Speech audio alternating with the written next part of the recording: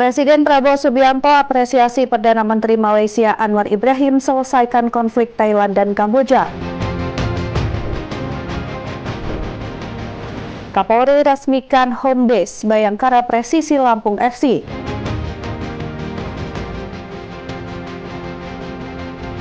Pasangan ganda Fajar Alfian dan Sohibul Fikri juara China Open 2025.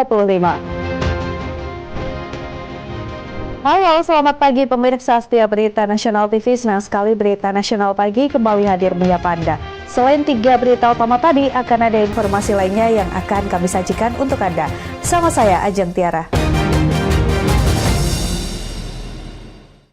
Informasi yang pertama, pemirsa, Presiden Republik Indonesia Prabowo Subianto mengapresiasi PM Malaysia Anwar Ibrahim atas keberhasilannya menyelesaikan konflik antara Thailand dan Kamboja sehingga terwujud gencatan senjata. Hal tersebut disampaikan Prabowo dalam pertemuan bersama PM Malaysia Anwar Ibrahim di Istana Merdeka Jakarta Selasa pagi.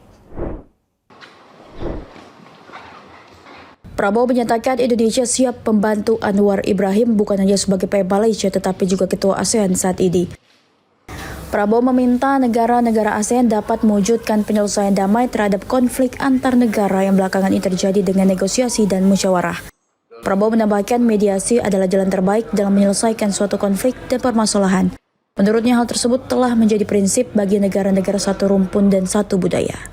Prabowo dapat menyebut PM Anwar didampingi sejumlah anggota Kabinet Merah Putih, beberapa di antaranya Menteri Koordinator Bidang Perekonomian Erlangga Hartarto, Menteri Sekretaris Negara Prasetyo Hadi, dan Menteri Luar Negeri Sugiono.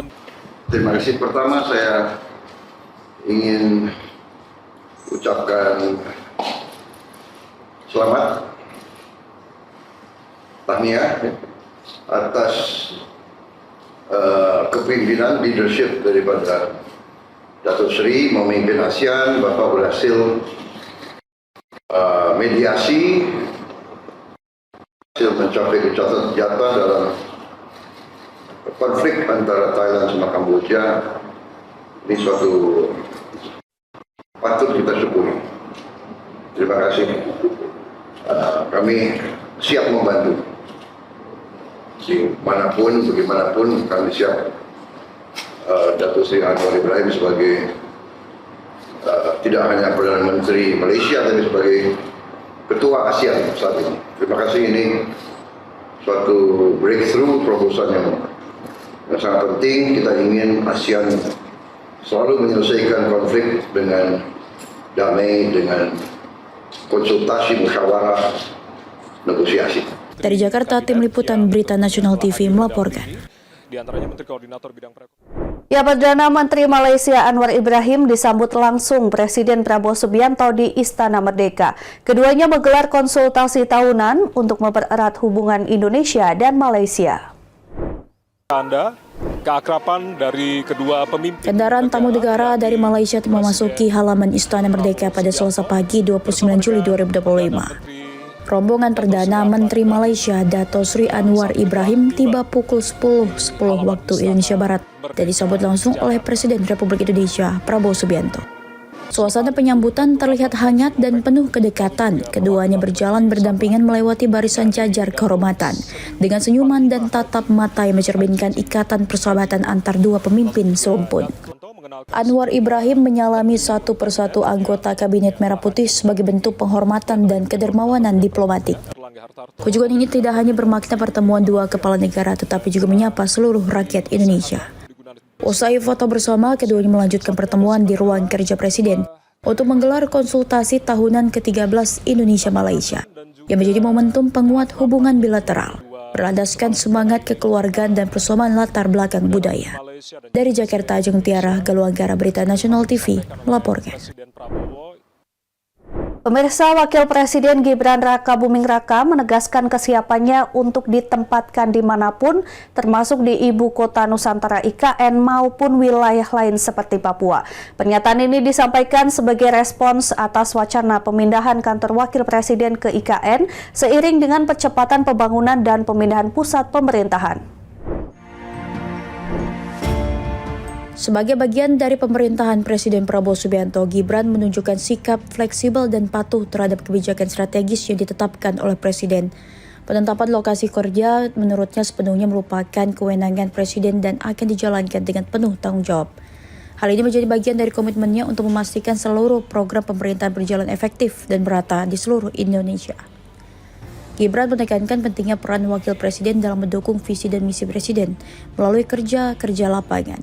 Dengan pola kerja yang dinamis, ia mengaku lebih banyak turun langsung ke daerah untuk memastikan implementasi program berjalan sesuai target.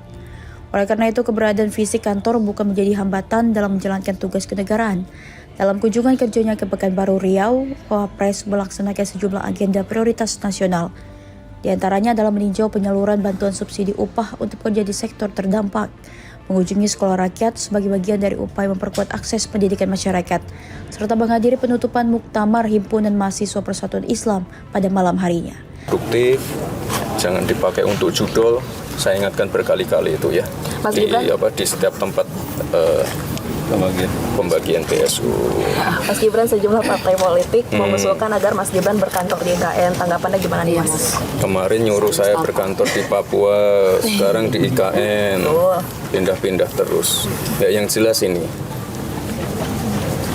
saya sebagai pembantu Presiden siap ditugaskan di mana saja. Di Papua, di IKN, kami menunggu perintah Presiden.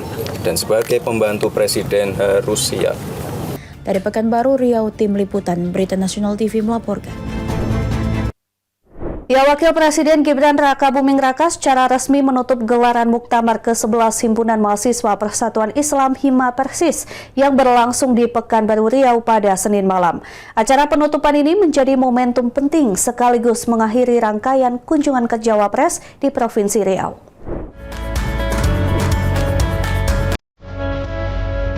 Muktamar ke-11 Hima Persis tahun ini mengangkat tema transformasi untuk kedikdayaan umat dan bangsa. Sebuah tema yang mencerminkan semangat generasi muda dalam menghadapi perubahan zaman. Wapres menyampaikan apresiasinya terhadap pelaksanaan muktamar yang berlangsung secara tertib dan sukses, sekaligus menyoroti urgensi dari semangat transformasi yang diangkat dalam tema tersebut. Transformasi menurut Wapres adalah kunci untuk menjawab tantangan zaman dan semakin kompleks, khususnya dalam menghadapi kemajuan teknologi yang begitu pesat. Salah satu bentuk transformasi paling krusial saat ini adalah adaptasi terhadap perkembangan teknologi digital, terutama di bidang kecerdasan buatan atau artificial intelligence dan coding. Pemerintah bahkan telah memasukkan pelajaran terkait AI dan pemrograman sebagai mata pelajaran pilihan di sejumlah sekolah untuk mempersiapkan generasi muda menghadapi era disrupsi teknologi. Dalam kesempatan tersebut, Wapres juga mengingatkan pentingnya memanfaatkan bonus demografi yang akan dialami Indonesia pada periode 2030 hingga 2045. Pada masa itu, mayoritas penduduk Indonesia, yakni sekitar 68%, berada pada usia produktif. Momentum ini jika dikelola dengan baik, diyakini dapat menjadi jalan menuju kemajuan bangsa dan melepaskan Indonesia dari jebakan negara berpendapatan menengah. Tidak boleh ketinggalan, ya karena di sini banyak anak-anak mudanya, ya saya titip. Kita harus adaptif.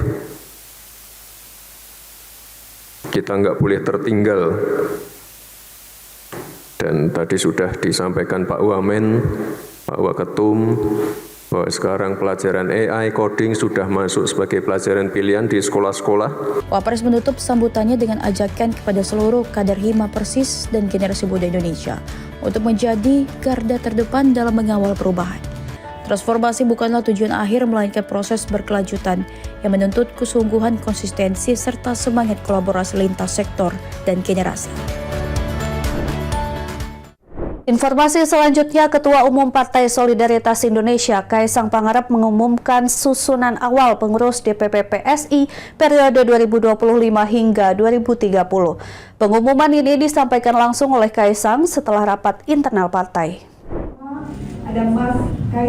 Ketua Umum PSI Kaisang Pangarep secara resmi menunjuk Raja Juli Antoni sebagai Sekretaris Jenderal dan Fenty Noverita Indrawati sebagai Bendahara Umum PSI untuk masa jabatan 2025 sampai 2030. Penunjukan dua posisi ini diputuskan melalui rapat partai yang digelar pada hari Selasa 29 Juli 2025. Sementara itu, Kaisang mengungkapkan posisi Wakil Ketua Umum PSI masih dalam proses finalisasi. Ia membutuhkan waktu sekitar 2 minggu untuk menuntaskan susunan pengurus DPP PSI secara keseluruhan. Ketika ditanya mengenai peran Presiden ke-7 Joko Widodo dalam struktur PSI, Kaisang memberikan sinyal akan mengumumkan posisi Dewan Pembina Partai dalam waktu dekat. Jenderal masih sama Bapak Raja Juli Antoni yang akan menemani saya. Di posisi bendara umum ada Mbak Fenty, orangnya masih berhalangan hadir hari ini. Ibu Fenty Noverita itu. Tapi selama ini juga beliau sudah mendampingi saya dan di rapat perdana kami kali ini kami sudah memutuskan beliau adalah bendara umum. Untuk posisi wakil ketua umum nanti dulu. Ada mungkin kami butuh waktu sekitar 2 minggu lagi setelah selesai segala urusan. Beliau nanti akan datang untuk memperkenalkan dirinya. Selanjutnya, Kaisang meminta publik untuk bersabar terkait status keanggotaan Jokowi di PSI.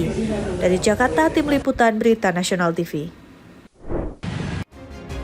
Kapolri resmikan home base Bayangkara Presisi Lampung FC. Informasi selengkapnya usai jeda, tetaplah bersama kami.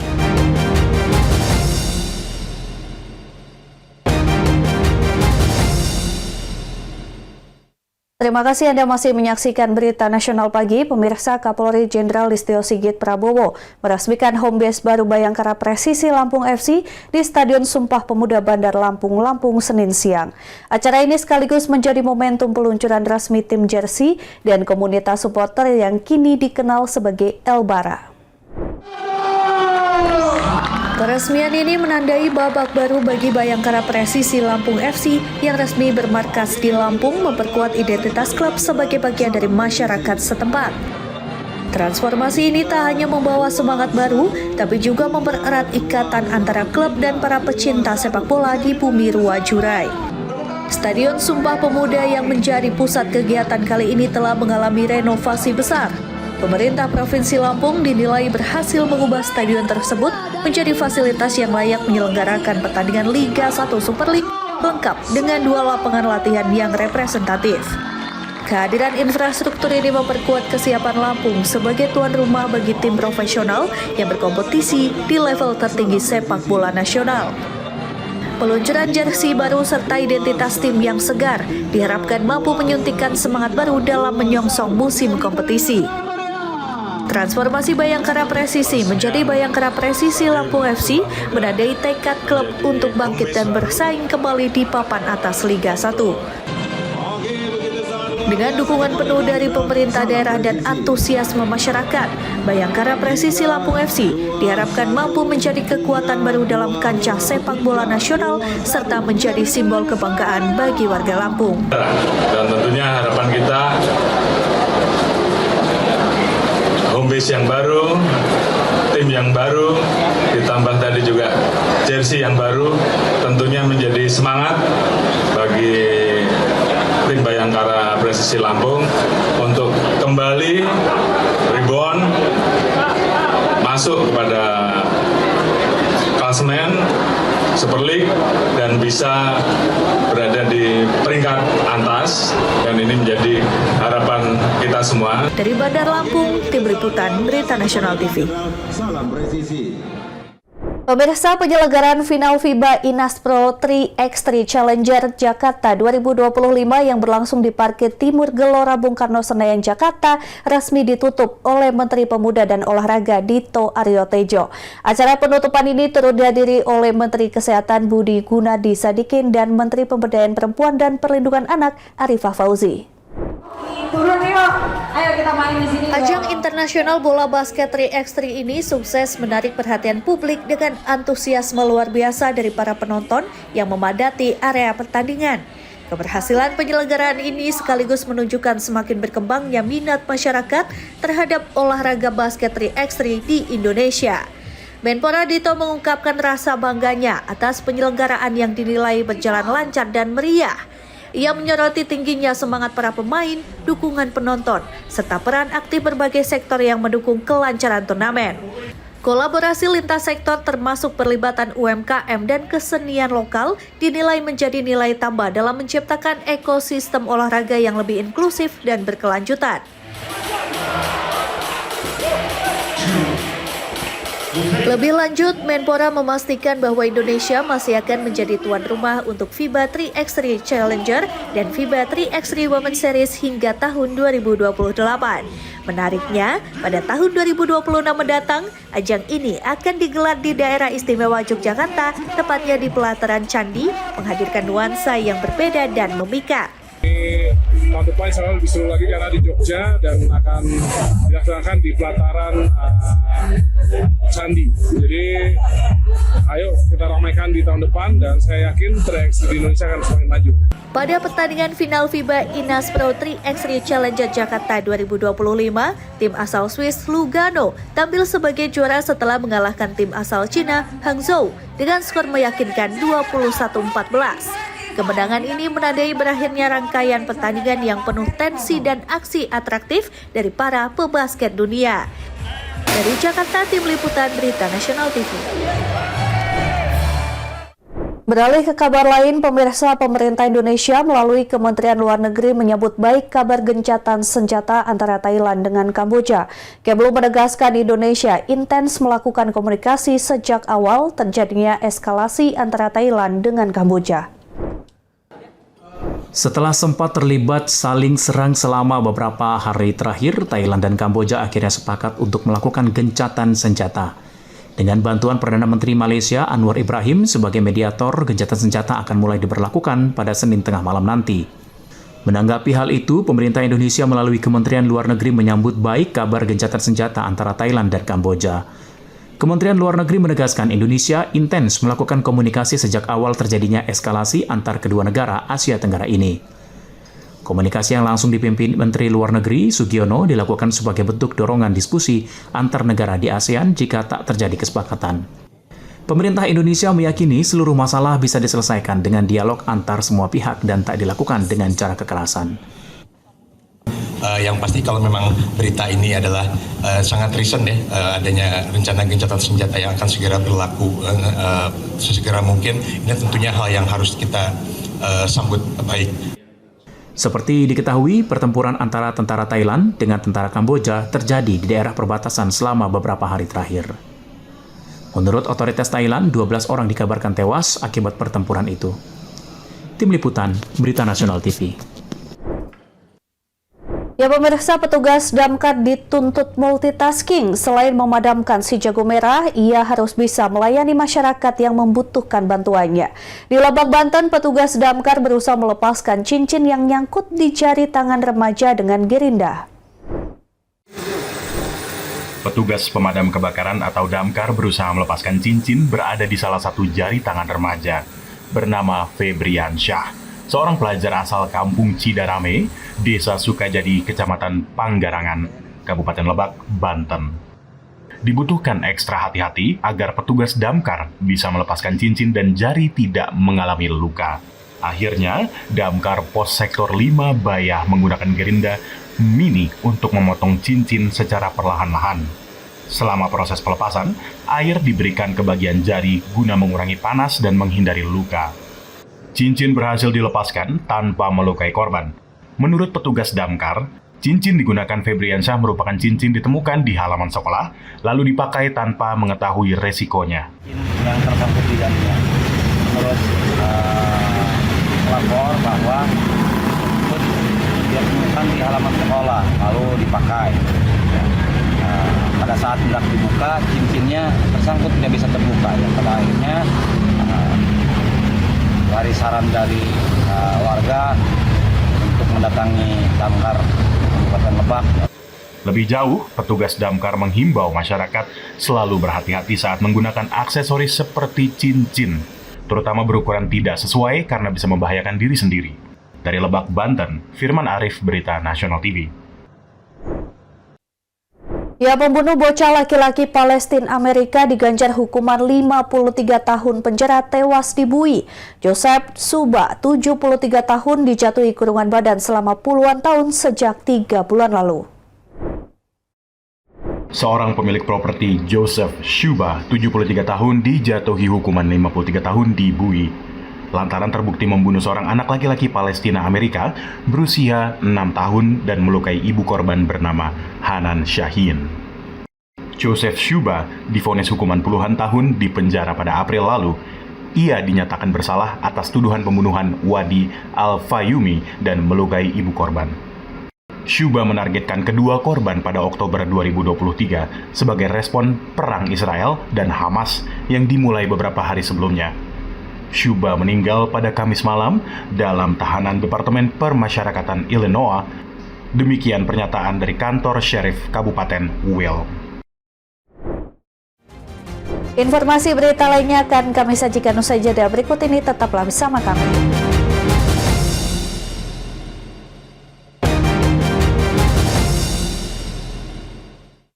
Terima kasih Anda masih bersama kami di Berita Nasional Pagi. Pemirsa, Fajar Alfian Muhammad Soibul Fikri meraih juara China Open 2025 setelah mengalahkan pasangan Aron Chia Soh Woo Yik dari Malaysia dengan kemenangan telak. Kemenangan ini diharapkan menjadi momentum kebangkitan, mengangkat kembali kepercayaan diri seluruh tim dan menumbuhkan semangat baru dalam menatap turnamen-turnamen besar ke depan. Alhamdulillah bisa menyelesaikan pertandingan 2 tur ini dengan lumayan baik, meskipun di Jepang tadinya kami juga berekspektasi bisa ya, cuma ya rencana Tuhan lebih baik ya. Semoga dengan kemenangan ini bisa menambah percaya diri kami berdua untuk kedepannya. Dan ya senang juga ya, yang pasti ini adalah gelar buat Indonesia di World Tour 500 plus ya, buat Indonesia, buat PBSI, buat pelatih. Tidak sia-sia melatih kami terus. Pemirsa, informasi tadi sekaligus mengakhiri jumpa kita. Demikian Berita Nasional Pagi telah menemani Anda. Saya Ajeng Tira beserta kru yang bertugas pamit undur diri. Terima kasih dan sampai jumpa.